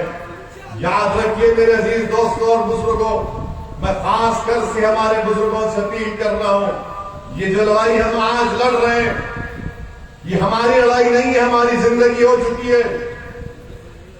ये लड़ाई हम उन नौजवान बच्चों की लड़ाई लड़ रहे हैं ताकि वो जब इस दुनिया में आएंगे वो नाइंसाफी का सामना ना करे जो हमने अपनी जवानी में सामना किया था, जो हमने तकालीफ उठाई कि हमारे बच्चे, आने वाली नस्ल उन तकालीफ को ना उठाए। और उसी वक्त मुमकिन होगा मेरे भाई जब आप अपनी एक सियासी ताकत बनकर उभरेंगे। आपको डरने और घबराने की जरूरत नहीं है। यकीनन बीजेपी के खिलाफ वोट देना है और देते रहेंगे इंशाअल्लाह ताला। हमारी गाड़ी पर गोलियां चलाई गई थी उत्तर प्रदेश के चुनाव में, और गोली चलाने वाले ने टीवी के इंटरव्यू में क्या कहा था कि ओवैसी बहुत ज्यादा बोलता है नरेंद्र मोदी और योगी आदित्यनाथ के बारे में, इसीलिए हमने उसकी गाड़ी पर गोलियां चलाई। मैं आपके दरमियान में खड़े होकर कह रहा हूं कि मुसलमान दुनिया में आता है तो एक ही मर्तबा मरता है, 2 मर्तबा नहीं मरता है। वो एक ही मर्तबा हम मरते हैं, बार बार नहीं मरेंगे, और उसी वक्त मरेंगे जब अल्लाह उस दिन का वक्त तय कर लेगा। ये हमारा ईमान है, ये हमारा, हम इसको मानते हैं इस बात को। जब अल्लाह तय करेगा तो मौत आएगी, और जब मौत आएगी तो जाना है ना सबको इस दुनिया से, कोई नहीं रहेगा यहां पर।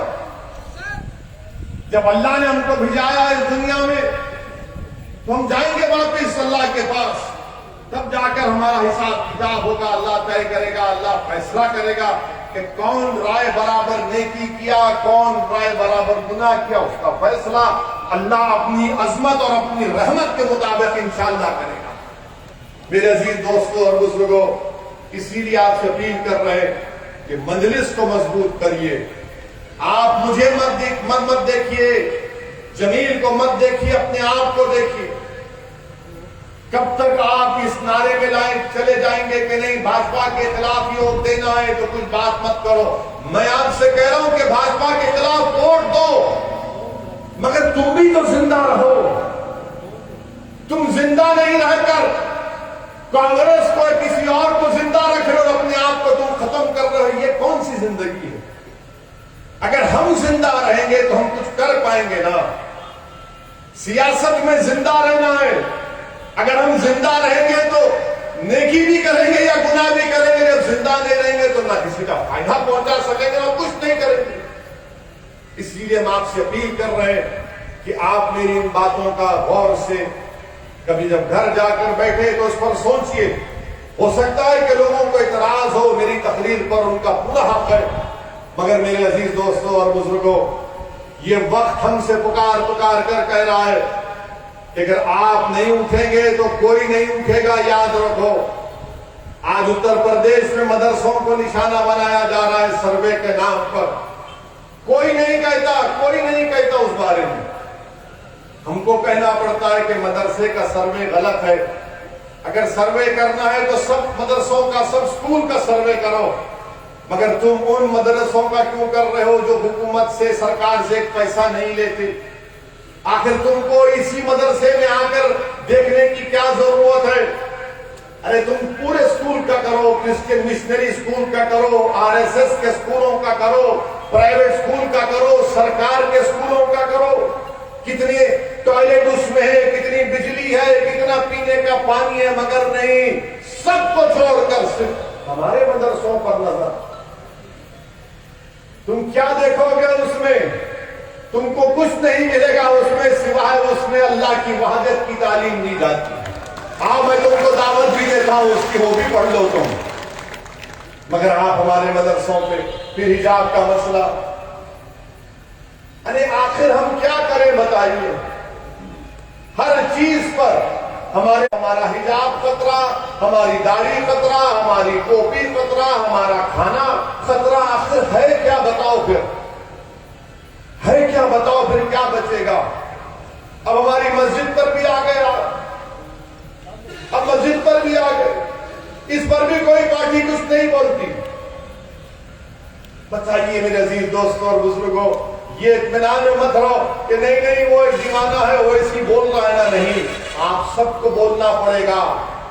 जब आप बोलेंगे तो दुनिया उठेगी, सुनेगी और दुनिया समझ जाएगी कि हाँ, एक दीवाना नहीं, ये पूरे लाखों की तादाद में सब के सब लोग होशियार हो चुके हैं, बाखबर हो चुके हैं और अपने हक के लिए खड़े हो गए।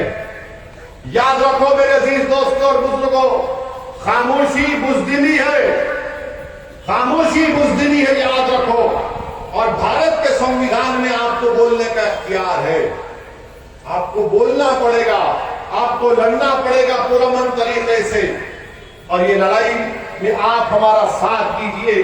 मैं यहां पर अपनी मकबूलियत में, अपनी पॉपुलैरिटी में इजाफा करने के लिए नहीं आया, अल्लाह मेरी नीयत को जानता है। मैं इसलिए आया हूं ताकि आप मुसलमानों के नेता बने, ताकि आप मुसलमानों के कायद बने, ताकि आप मुसलमानों के लीडर बने। और जब यहां से वो खड़ा हो जाएगा तो मैं आपसे वादा कर रहा हूं, 100 दिन ओवैसी उसके पीछे खड़ा होगा और उसको सामने रखकर कहेगा कि तुम क़यादत करो राजस्थान के मजलूमों की, तुम इनके मुकद्दर के फैसले तय करो। कब तक हमारे मुकद्दर के फैसले कोई कांग्रेस और बीजेपी करेगी? जब हमारे जाट भाई, हमारे गुज्जर भाई मुत्तहिद होकर अपने फैसले कर सकते हैं, हमारे मीना बरादरी के भाई अपने फैसले कर सकते हैं, तो क्या आप कम करें? क्या आप में ताकत नहीं है? सिर्फ एतमाद की जरूरत है मेरे भाई। एतमाद पैदा करो कि हाँ, तुम क़यादत कर सकते हो, तुम क़यादत करोगे इंशाअल्लाह ताला, तुम इनकलाब बर्पा करोगे इस सरजमीन पर इंशाअल्लाह ताला। हम नबी करीम सल्लल्लाहु अलैहि वसल्लम की उम्मत है, हम रहमतुल आलमीन की उम्मत है, जिन्होंने रहमत के पैगाम को आम किया। तो उठो मेरे नौजवानों, बुजुर्गों, आज आपको अपनी लड़ाई लड़ना है जमहूरी तरीके से। यकीनन बीजेपी को हराएंगे, मगर बीजेपी को हराने का पूरा अगर आप जिम्मेदारी मेरे कंधों पर मत डालो, आप भी थोड़े जिम्मेदारी उठाओ, आप भी हराओ भाजपा को। अगर आप देखेंगे डेटा 2014 का, 2019 का, तो मुसलमान वो वाहिद रिलीजियस कम्युनिटी है, मजहबी कम्युनिटी है। जितना बीजेपी को 14 में मिला उतना 19 में मिला।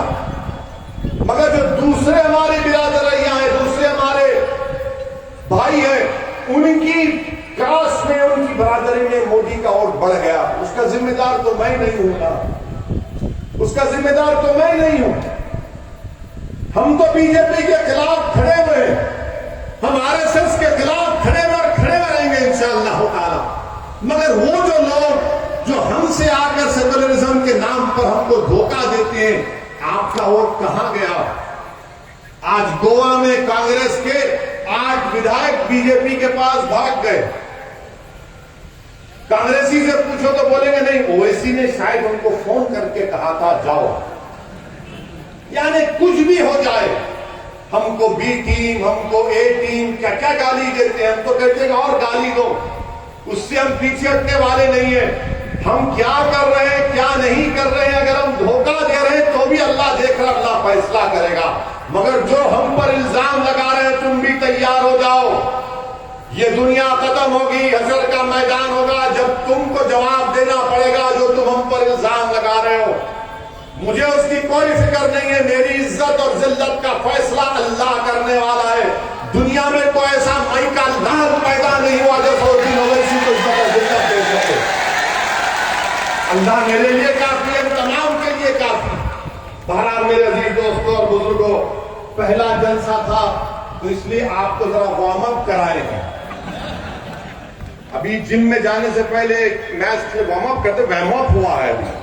इंशाल्लाह दोबारा आएंगे, आपसे मुलाकात भी होगी बार बार इंशाअल्लाह ताला।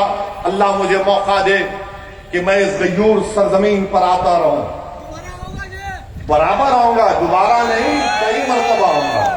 आप मुतमईन रहिए, आप थक जाएंगे, इतना आऊंगा मैं इंशाअल्लाह ताला।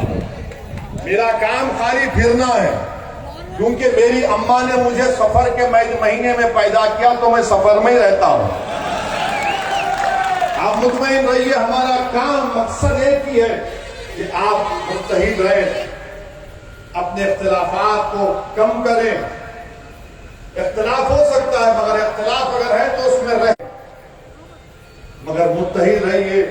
और मैं आपसे फिर से अपील कर रहा हूं कि आप मजलिस की सरपरस्ती करिए, हमको गाइड करिए, हमारे बड़े बनिए, हमारा हाथ पकड़कर हमको चलना सिखाइए, हमको रास्ता दिखाइए। हम अपनी गलतियों को मानने को तैयार हैं, मगर आपके साथ की जरूरत है, बुजुर्गों की सरपरस्ती की जरूरत है, माँ और बहनों की दुआओं की जरूरत है, नौजवानों के जोश और वलवले की जरूरत है। तब जाकर इंशाअल्लाह ताला एक मुस्तहकम एक आपकी सियासी क़यादत बनेगी। अस्सलाम वालेकुम व रहमतुल्लाहि व बरकातहू।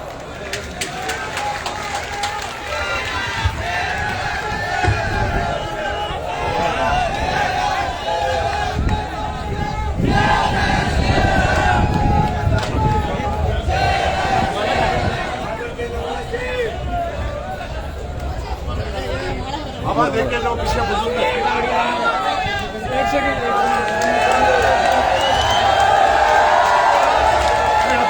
आके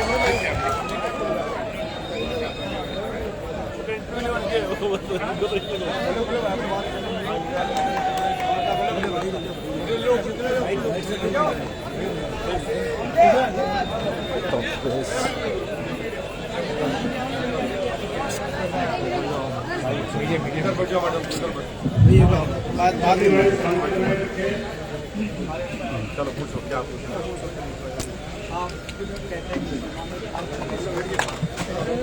यार इस तरीके से आराम से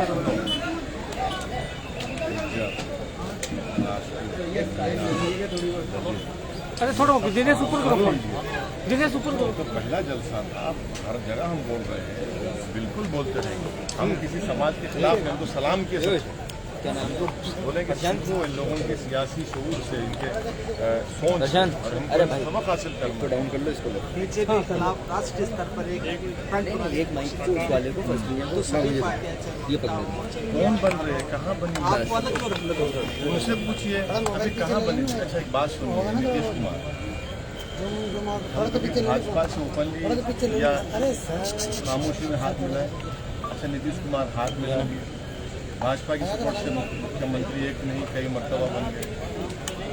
अरे भाई साहब बताइए, ममता बनर्जी ने आरएसएस की तारीफ की, वो सेकुलर है। अब आप खुद सोचिए, ये हिपोक्रेसी नहीं है तो क्या है बताइए आप। एनसीपी है, अजित पवार फडणवीस मुख्य डिप्टी सीएम बन गए रातों रात, अब इसको क्या बोलेंगे आप। कांग्रेस के विधायक मध्य प्रदेश में भाजपा में भाग गए, आज गोवा में भाग गए, इसको क्या बोलेंगे आप। ये जो पूरी जिम्मेदारी हमारे कंधों पे डाल दी जाती है ना, हम ये पूछ रहे हैं कि भाई आप भी तो अपनी जिम्मेदारी उठाइए। अच्छा कोई आप फ्रंट बना रहे हैं, कौन सा, अभी तो वो है ना न्यूज़ दिल्ली दूरस्थ, दिल्ली बहुत दूर है, पहले तो 23 होगा फिर 24 होगा।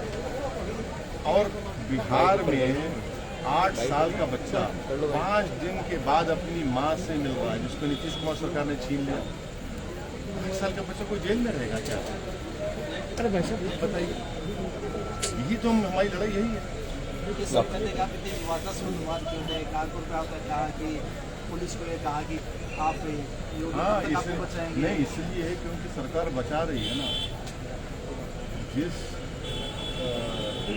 70 साल के बूढ़े को कानपुर में दाढ़ी पकड़कर उसको मारा गया, उसने कंप्लेन भी दी।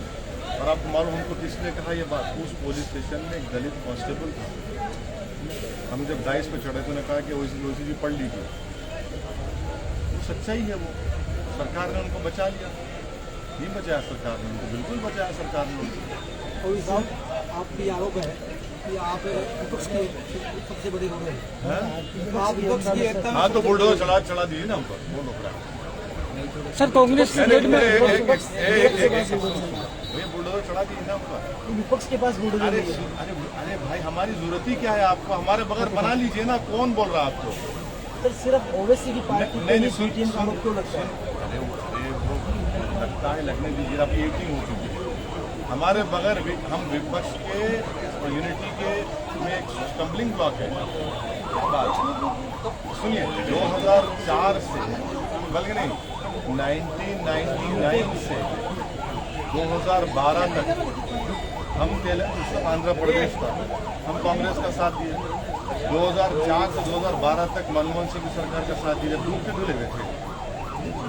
सारी पार्टी आपको खलनायक के रूप में क्यों पेश कर रही है? अरे उनको शायद हमारा चेहरा पसंद आ गया होगा, क्या करें।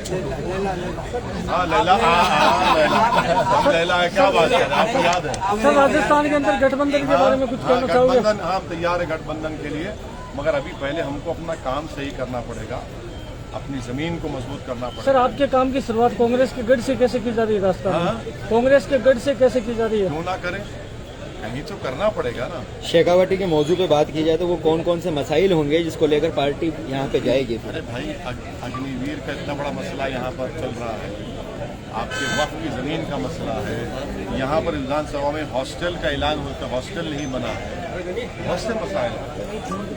और कुछ सर क्या माइनॉरिटी के दम पर अच्छा, आप चुनाव नहीं पूछे सर मदरसों में जांच की जा रही है? हाँ, वो बोले।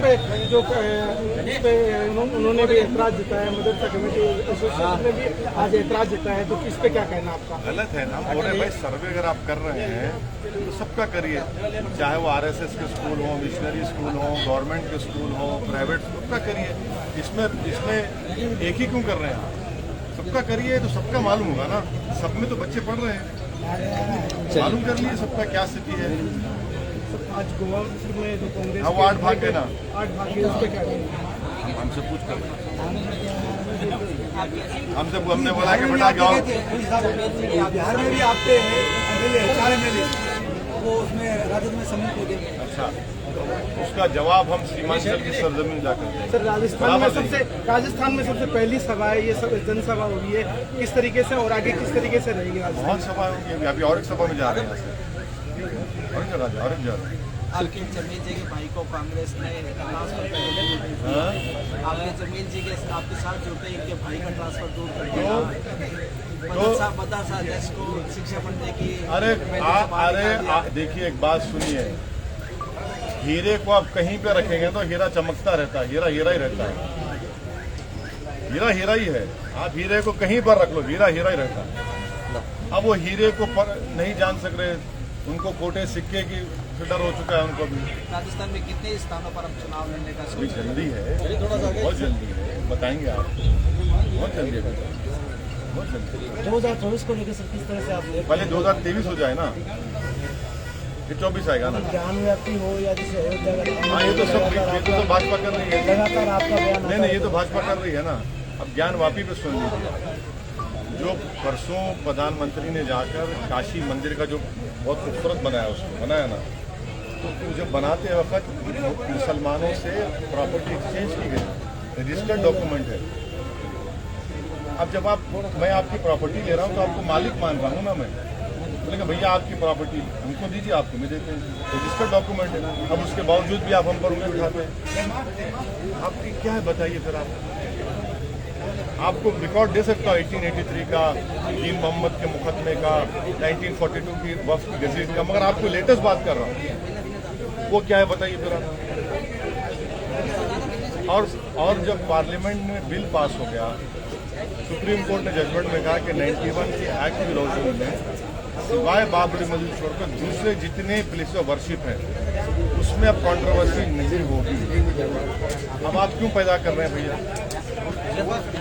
क्यों पैदा कर रहे हैं कंट्रोवर्सी बात? अयोध्या में जो मस्जिद बनी है, आप उसको मस्जिद नहीं मानते? नहीं मानते क्योंकि शरीयत में जिस जगह पर मस्जिद होती है, हमारा फेथ ये है कि वो जब तक दुनिया कायम रहेगी वो मस्जिद रहेगी। आप मस्जिद को तोड़कर शहीद करके किसी और जगह मस्जिद की नहीं बना सकते। ये उलमाओं का फतवा है। फैसला सुने और सुनिए बात। हमारा झगड़ा 5 एकड़ जमीन कैसे नहीं था, हमारा झगड़ा था इंसाफ का। 5 एकड़ जमीन अगर मैं राजस्थान में भीख मांगने शुरू कर दूं मुसलमानों से, तो लोग बोलेंगे 5 एकड़ की वैसी तुम 50 एकड़ में मस्जिद उतना पैसा मिल जाएगा। अयोध्या प्रकरण में जो पक्षकार थे उन्होंने सरकार के इसके प्रस्ताव को कबूल कर लिया, केवल आप नहीं देखिए, पर्सनल लॉ बोर्ड का जो मेंबर हूँ, उन्होंने कई जिम्मेदारों ने किया है। हम उस मस्जिद को मस्जिद नहीं मानते। करो बहुत बोल चुकी है सारा। ठीक है सर। अभी बात आप छोड़ आपका वादा पूरा। ये किसका भाई?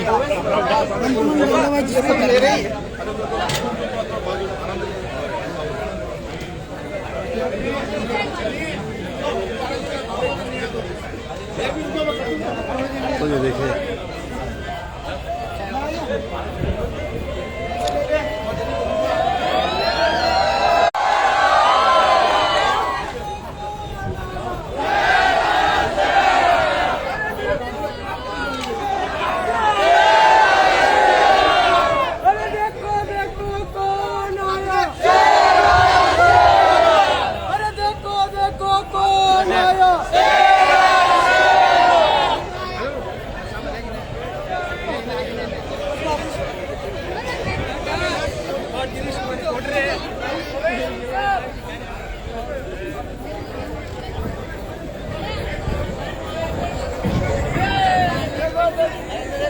अब यहाँ से दूसरी जगह जाने के लिए तैयार है। प्रेस कॉन्फ्रेंस हुई है और ये देखिए अपार जन से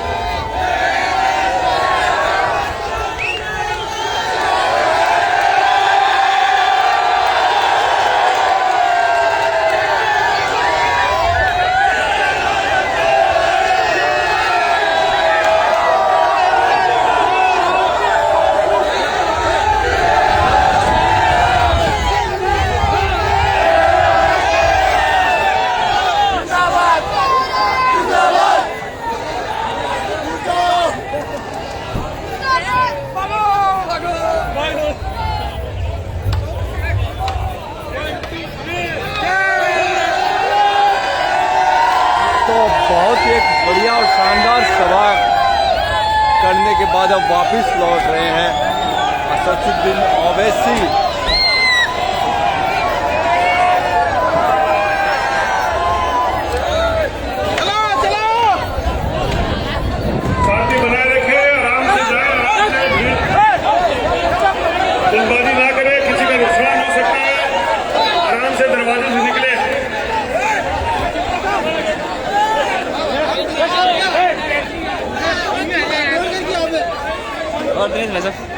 हेलो, हाँ, तमाम लोग से गुजारिश है कि वो जाते वक्त ध्यान रखे, ख्याल रखे, इसकी लाइट जो है। और अभी हमारा जो जलसा है, प्रोग्राम है, इख्तिताम पजीर है। आपने देखा कि असदुद्दीन ओवैसी की फतेहपुर में ये जो जनसभा है, जिसकी उम्मीद नहीं की जा रही थी कि इतनी भव्य हो सकती है, ये किसी को भी अंदाजा नहीं था कि इतनी भव्य जनसभा हो सकती है। लेकिन जितनी उम्मीद थी उससे बेहतर यहाँ जनसभा हुई और लगभग 1 घंटे उन्होंने संबोधित किया। और अभी भी मेरे पीछे आप देखते हैं कि लोग मौजूद है, काफी तादाद में जो लोग हैं वो यहाँ पहुंचे थे, उन्हें सुनने के लिए, उन्हें देखने के लिए। और उनकी एक झलक पाने के लिए लोग बेताब थे, युवा बेताब था। और जिस तरीके से उन्होंने भाषण दिया, बहुत ही जोशीला एक भाषण है वो उन्होंने। जितने भी वॉलेंटियर हैं उनसे मेरी गुजारिश है कि वो स्टेज पे आएं। धन्यवाद। आप जहाँ से भी लाइव हमारे वॉलेंटियर हैं हमें कमेंट करके जरूर बताएं और कार्यक्रम को शेयर जरूर करें। आप हमारे साथ बने, इसलिए धन्यवाद। जय हिंद, जय भारत।